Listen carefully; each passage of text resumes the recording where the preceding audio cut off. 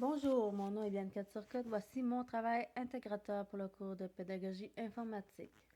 Pour commencer, je suis à ma 4e année au baccalauréat en enseignement de la musique. Par contre, j'ai seulement 2 stages de fait, donc il me reste le stage 3 et le stage 4 à compléter. Avant de faire le cours en pédagogie informatique, j'avais une petite base en logiciel informatique. Par contre, j'avais peu de connaissances en ce qui a trait au logiciel pour la pédagogie. En début de session, nous avions à nous situer par rapport à nos connaissances sur l'éthique dans le schéma de Karzanti-Lacroze. Donc, en début de session, je m'étais située environ à l'étape de l'utilisation professionnelle dans l'exploration et l'appropriation. Et j'avais comme objectif minimum de me rendre jusqu'à l'utilisation pédagogique à l'étape de l'exploration. Donc, comme premier travail, nous avions à faire une capture d'écran de notre arborescence professionnelle. Et ici, on avait aussi la même chose à faire dans le travail numéro 5.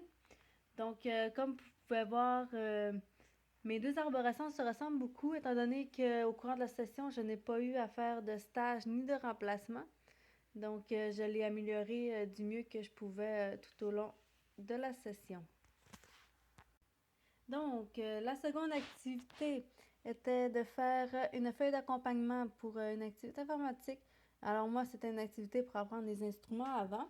Donc, en haut de la feuille, nous avons la procédure pour les élèves avec le site Internet pour avoir accès à l'activité. J'ai aussi rajouté quelques images sur la feuille de réponse.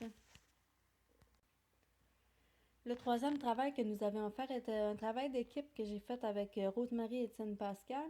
C'est une activité d'évaluation où nous avons utilisé l'outil Graphic Tool de Finale pour importer les portées et les notes utilisées pour faire l'exercice. Le quatrième travail, nous devions créer une partition en insérant les doigtés de l'instrument qui était pratiqué. Ici, c'était une partition de flûte. J'avais fait Frère et Jacques. Donc, pour les doigtés de flûte, je m'étais vraiment compliqué la vie pour rien. En fait, j'aurais dû aller chercher une image de flûte, puis inscrire les doigtés à l'intérieur, mais sur le coup, j'ai pas trop pensé à l'idée. Donc, j'ai fait chaque petit rond de chaque note de la flûte que j'ai ensuite colorié selon la note qui devait être jouée. L'activité suivante était en fait de composer une partition et de faire un accompagnement sonore. Donc ici on voit la partition où j'ai ajouté quelques petits dessins de notes. Dans le bas de la feuille, vous voyez aussi des dessins de flûte avec les doigtés de chacune des notes que les élèves devaient jouer dans la partition. Pour accompagner la partition, nous devons créer une partie sonore qui est en fait une série de boucles qu'il fallait mettre ensemble pour créer une partie instrumentale. Cette partie-là, je l'ai faite à l'aide du programme Acid. Alors, je vous fais écouter un petit extrait de ma composition.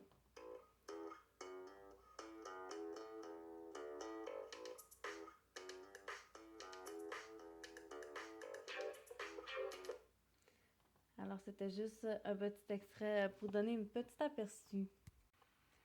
Donc, la prochaine activité était un travail d'équipe que j'ai fait avec Rosemary. L'activité était de faire un livre sonore. Donc, nous, dans notre livre, on présentait 4 instruments, dont la guitare, la batterie, la trompette, le violon et le piano. Donc, chaque page avait une description sur l'instrument ainsi qu'une page avec le son de l'instrument qui était joué. Donc, la prochaine activité qu'on avait à monter était de faire une liste de vérification, une activité accompagnée d'une feuille de traces pour les élèves. En fait, cette activité-là, j'ai complètement oublié de la terminer et de la remettre. Mais voici un petit aperçu ma petite feuille de vérification que j'avais faite, j'avais inséré quelques petites images pour aider le jeune à se repérer tout au long de l'activité. L'avant-dernier projet que nous avions à faire était un site internet pour nos élèves ou les parents des élèves. En fait, donc là, nous sommes sur la page d'accueil de mon site. Comme vous pouvez voir, il est assez coloré. Nous avons la partie théorie où là, nous avons l'onglet des rythmes, les notes solfège. On pourrait même rajouter un onglet sur les familles d'instruments ou etc.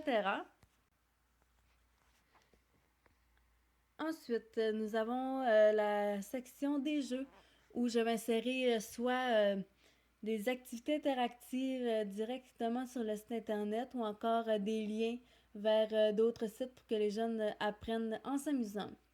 Ici, c'est l'onglet photos et vidéos où je mettrai des activités que j'aurais faites avec les jeunes ou encore des vidéos de ces activités-là ou des trucs en rapport avec qu'est-ce qu'on aurait pu voir en classe précédemment ou des trucs qui pourraient peut-être les intéresser davantage.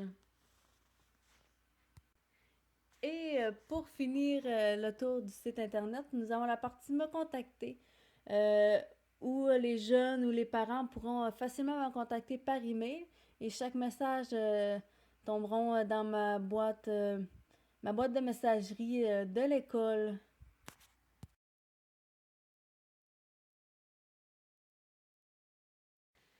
Donc, le dernier travail que nous avions à faire était une activité au tableau interactif.